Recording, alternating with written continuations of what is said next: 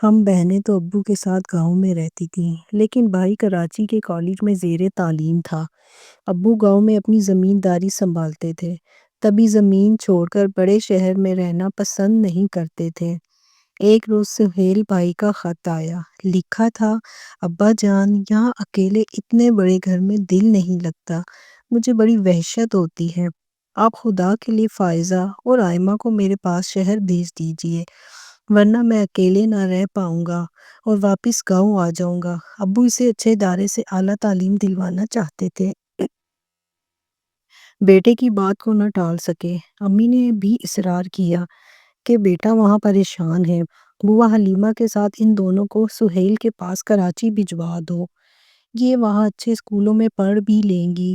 بوا حلیمہ میرے والد کی رشتے کی بہن تھی، ان کی کوئی اولاد نہ تھی۔ بیوگی کے بعد والد صاحب ان کو اپنے گھر لے آئے تھے، وہ ہمارا اپنی اولاد کی طرح خیال رکھتی تھی۔ یوں ہم بہنیں ان کے ساتھ کراچی آ گئیں۔ یہاں کے ماحول اور گاؤں کے ماحول میں زمین و آسمان کا فرق تھا۔ گاؤں سے ہم نے صرف 6 جماعتیں پڑھی تھیں اور یہاں تو ساری لڑکیاں ہی اسکول اور کالج جاتی تھیں۔ ہمارے دل میں بھی شوق انگڑائی لیتا کہ ہم بھی پڑھنے جایا کریں۔ جب ہم نے کراچی کے اسکول میں داخلہ لیا تو تایا بہت بگڑے، کہا کہ دیکھ لینا لڑکیاں کسی دن اسکول سے ہی غائب ہو جائیں گی۔ تبھی میرے والد نے ہماری دیکھ بھال کے لیے امی کو بھی کراچی بھیج دیا۔ انہوں نے رشتہ داروں کی باتیں سہ لی، مگر ہم پر تعلیم کے دروازے کھول دیے۔ ہماری خاطر بابا عابد کو بھی کراچی آنا پڑا، جو ہمارا پرانا ڈرائیور تھا۔ وہ ہمیں اسکول چھوڑنے اور لینے آتا تھا۔ میں پڑھائی میں بہت تیز تھی، جبکہ آئمہ کو گھومنے پھرنے کا شوق تھا۔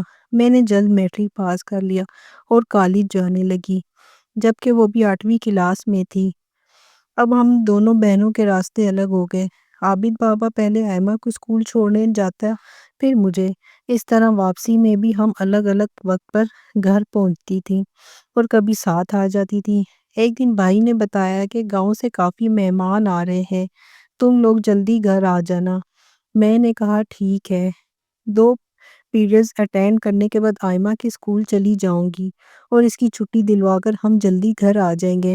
کالج سے چھٹی لے کر میں آئمہ کے اسکول چلی گئی۔ وہاں اس کی کلاس فیلو سے بات ہوئی۔ اس نے بتایا کہ آئمہ آج اسکول ہی نہیں آئی۔ میں خاموشی سے واپس آ گئی۔ اتنے میں چھٹی کا ٹائم ہو گیا۔ میں دوبارہ آئمہ کے اسکول گئی، دیکھا تو وہ گیٹ کے باہر کھڑی ڈرائیور کا انتظار کر رہی ہے۔ میں نے اس وقت اسے کچھ نہ کہا کہ سچ تو بتائے گی نہیں، پھر اس ایسے پوچھ گچھ کرنے کا کیا فائدہ۔ سوچا کہ اس کا پیچھا کر کے پتہ کروں گی کہ آخر یہ کہاں جاتی ہے۔ ایک روز میں نے نوٹس کیا کہ آج آئمہ کچھ اہتمام سے تیار ہو رہی ہے۔ اس نے بالوں میں نئے ربن باندھے اور آنکھوں میں کاجل بھی لگایا، جبکہ وہ روز سادگی سے چلی جاتی تھی۔ آج اس کے کپڑے بھی اجلے تھے اور اس نے استری بھی کافی توجہ سے کیے تھے۔ میں اس کی تیاری اور انداز کو غور سے دیکھ رہی تھی۔ ایک روز میں نے اپنا آخری پیریڈ چھوڑ دیا اور اس کے اسکول چلی گئی۔ چھٹی ہونے میں کچھ دیر تھی، دیکھا وہ اسکول سے کچھ دور نیلے رنگ کی کار سے اتری اور اپنے ڈرائیور کے انتظار میں مخصوص جگہ جا کر کھڑی ہو گئی۔ وہ اپنے خیالات میں اتنی گم تھی کہ اس نے مجھے نہیں دیکھا، یہاں تک کہ میں اس کے قریب پہنچ گئی۔ تھوڑی دیر میں ہمارا ڈرائیور آ گیا اور ہم دونوں بہنیں گاڑی میں بیٹھ گئیں۔ راستے بھر میں چپ رہی، نہ ہی آئمہ کچھ بولی۔ گھر آ کر میں نے اس سے کہا، آئمہ تم کو ذرا شرم نہیں آتی؟ ابو نے سارے خاندان کی مخالفت کے باوجود بھیا کے کہنے پر کتنی مشکل سے ہمیں پڑھنے کی اجازت دی، اور تم ان کے اعتماد کو اس طرح دھوکہ دے رہی ہو۔ کیا ہی اچھا تھا کہ ہم گاؤں میں ہی رہتی۔ جب میں نے خوب اسے لعنت ملامت کی تو وہ رونے لگی اور مجھ سے وعدہ کیا کہ اب وہ پھر کبھی اس لڑکے سے نہیں ملے گی۔ میرے پوچھنے پر اس نے بس اتنا ہی بتایا کہ وہ بہت اچھا اور شریف لڑکا ہے اور بہت جلد پڑھنے کے لیے لندن جا رہا ہے۔ امتحان کے بعد میں نے آئمہ کو امی کے ساتھ گاؤں بھجوا دیا۔ مجھے ڈر تھا کہ وہ کوئی غلطی نہ کر بیٹھے۔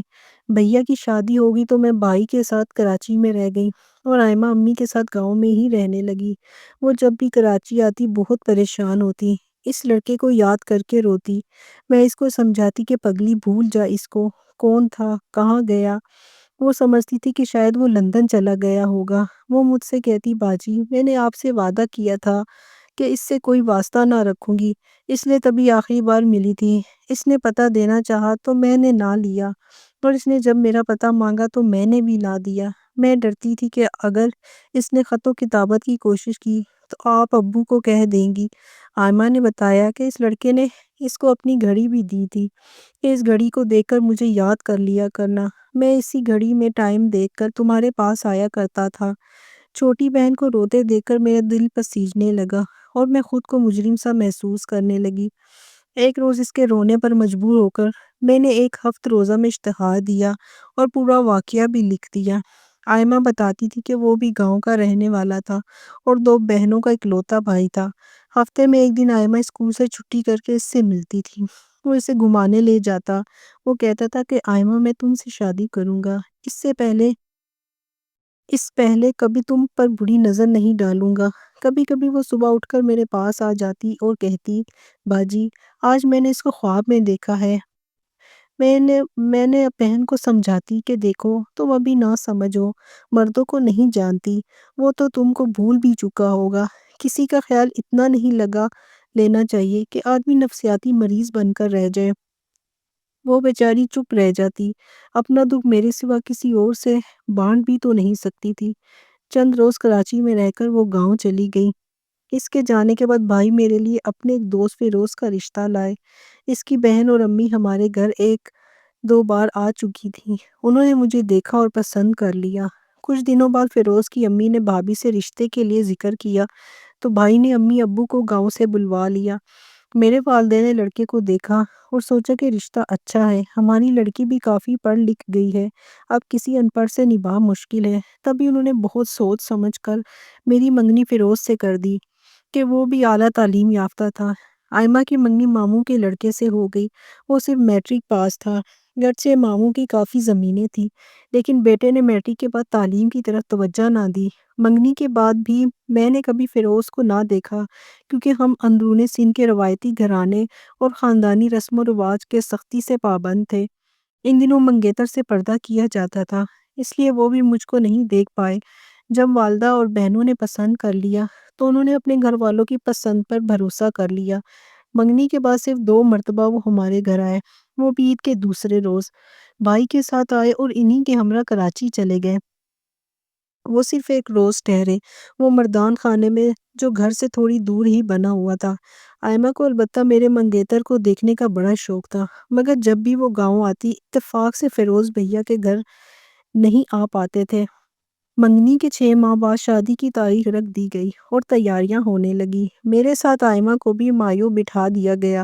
ہم دونوں بہنوں کی ساتھ رخصتی ہونا تھی۔ اس کی بارات حیدرآباد سے آئی تھی اور میری کراچی سے شادی کا دن آ گیا۔ رخصتی ہو گئی اور میں رات 10 بجے دولہے کے گھر پہنچا دی گئی، جبکہ آئمہ بیاہ کر حیدرآباد چلی گئی۔ رواج کے مطابق ہم دونوں کو 7ویں دن میکے آنا تھا۔